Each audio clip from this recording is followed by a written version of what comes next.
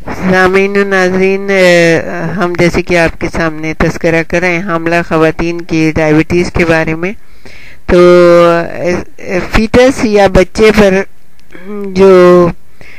Diabetes کے اثرات ہوتے ہیں اس کے بارے میں ہم آپ کو بتائیں گے کہ اگر ڈائبٹیز کنٹرول میں نہ ہو تو اس کے مضر اثرات بچے پر بھی پڑ سکتے ہیں، لیکن اس کی وجہ بہرحال ماں کے جسمانی نظام کی خرابی ہی ہوتی ہے۔ کیٹوسس کی شدید حالت سے یوٹرس میں بچے کی موت بھی واقع ہو سکتی ہے اور خود زچہ کی زندگی خطرے میں پڑ سکتی ہے۔ چنانچہ ایسی حالت میں حاملہ خاتون کی فوری اسپتال منتقلی بے حد ضروری ہوتی ہے۔ بچے کے خون میں گلوکوز کی سطح ماں جیسی ہی رہتی ہے۔ عام خیال یہ ہے کہ اگر زمانہ حمل کی پہلی 6 ماہی میں ماں کے خون میں گلوکوز زیادہ رہے تو اس سے طبعی اور پیدائشی نقائص وجود میں آتے ہیں۔ یہ نقائص نوعیت کے اعتبار سے ایک جیسے تو نہیں ہوتے، مگر بعض اوقات ڈائبٹیز کی شکار حاملہ خواتین کے بچوں میں ریڑھ کی ہڈی کا نچلا حصہ صحیح طور پر بن نہیں پاتا یا ان کا اعصابی نظام متاثر ہوتا ہے۔ ان کی عصبی نالیوں میں خرابی کی شرح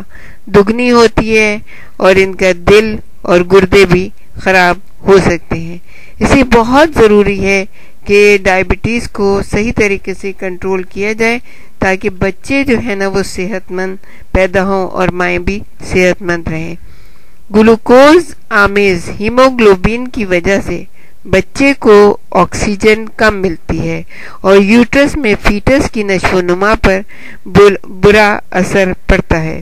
اور اس کے خون کے خلیے جب ٹوٹ پھوٹ کا شکار ہوتے ہیں تو بچہ پیدائشی طور پر یرقان میں مبتلا ہوتا ہے، کیونکہ ایسے بچوں کے جگر کے افعال بھی عام بچوں کی طرح نارمل نہیں ہوتے۔ اب ہم تھوڑا سا یرقان کے بارے میں ڈاکٹر صاحب سے پوچھنا چاہیں گے کہ یہ جو ہے ہیموگلوبین کی وجہ سے بچے کو آکسیجن کم ملتی ہے، اس کے بارے میں تھوڑا سا ایکسپلین کریں ہمیں، اور پھر یہ بتائیں کہ جو یرقان میں مبتلا ہو جاتے ہیں ان کا کیا اثر ہوتا ہے۔ فیٹس کے اوپر جو ڈائبٹیز کے اثرات پڑتے ہیں ان کے بارے میں ہم بتانا چاہیں گے، جیسا کہ کافی معلومات آپ کو دی گئیں۔ اب ہم صرف اس پہ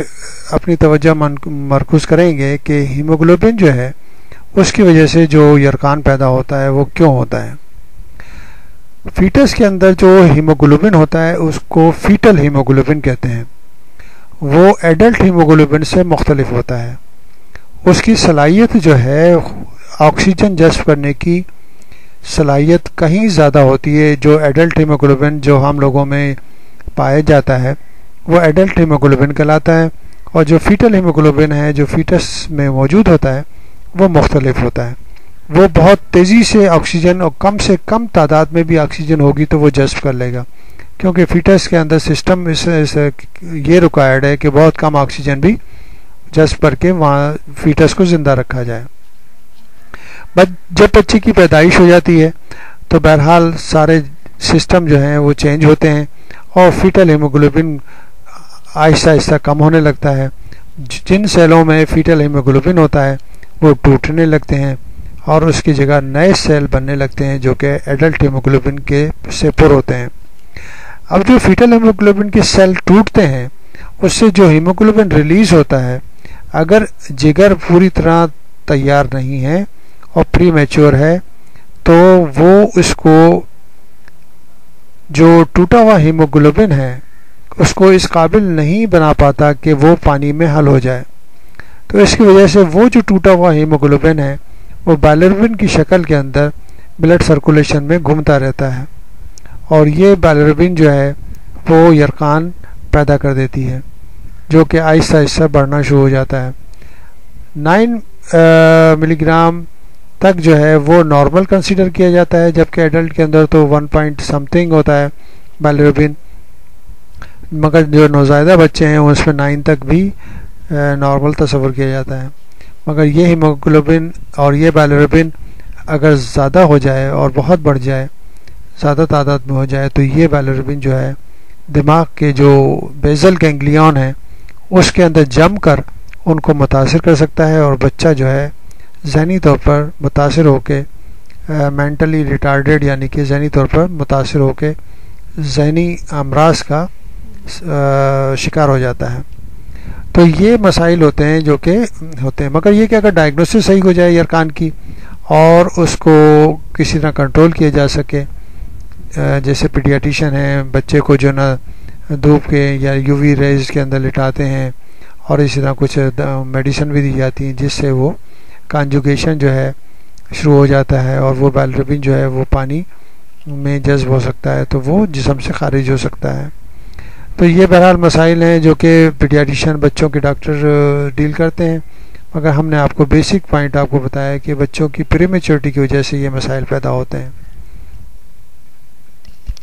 شکریہ ڈاکٹر صاحب، آپ نے بہت اچھے طریقے سے ہمیں سمجھایا کہ اصل میں جو اس کی بیس ہے وہ یہ ہے کہ کس طرح سے ڈائبٹیز کو کنٹرول کیا جائے، اور اگر ڈائبٹیز کنٹرول میں آ جاتی ہے تو پھر ماں کو بھی بچایا جا سکتا ہے، اور ہونے والے بچے کو بھی بچایا جا سکتا ہے، اور اس کی نشو و نما بھی بالکل صحیح ہو سکتی ہے۔ تو فکر کی کوئی بات نہیں ہے، بس صرف یہ ہے کہ اپنی ڈائٹ کو کنٹرول کریں، اپنے شوگر کا لیول ہر وقت چیک کرتے رہیں، دیکھتے رہیں، اور اپنے بچے کو صحیح طریقے سے نشو و نما دینے کے لیے بہت زیادہ علم حاصل کریں، ویڈیو سنیں، اور اپنے آپ کو اس چیز کے لیے تیار کریں کہ ہمیں خود اپنے اوپر کس طرح سے کنٹرول کرنا ہے۔ تو ابھی ڈاکٹر صاحب نے آپ کو بتایا کہ جن بچوں میں یرقان ہو جاتا ہے وہ کس طرح سے ہوتا ہے، اور اگر بچے کو جب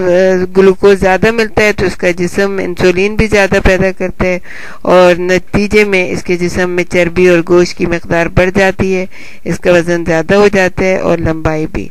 اس کے گردوں کا سائز بھی بڑا ہوتا ہے، لیکن سر کی گولائی اور دماغ کا سائز متاثر نہیں ہوتا ہے۔